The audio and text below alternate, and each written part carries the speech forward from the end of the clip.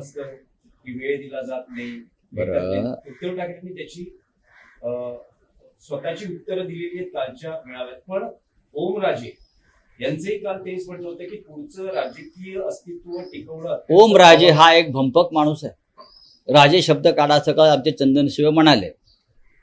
भंपक आहे. त्याची भाषणं ऐका. मी साधा ग्रामपंचायत सदस्यही नव्हतो. मी संकटात होतो.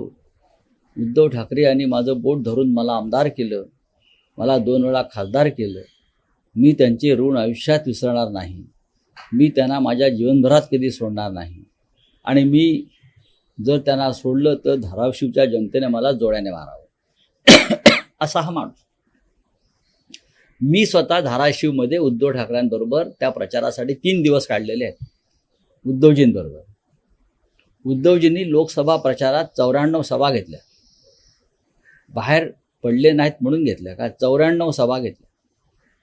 लक्षात घ्या. कोणी घेतल्या एवढ्या सभा? कोणासाठी? चिन्ह आणि पक्ष जाऊन सुद्धा 9 खासदार निवडून आणले. 10वी जागा आमची चोरली शिंद्यांनी. फोन केला त्या वंदना सूर्यवंशीला, रिटर्निंग ऑफिसर, आणि म्हटलं निर्णय जाहीर करून टाक, रिकाउंटिंगची गरज नाही. ती बाई पण दलाल होती. तिने आदेश ऐकला. ती जागा आमची आहे.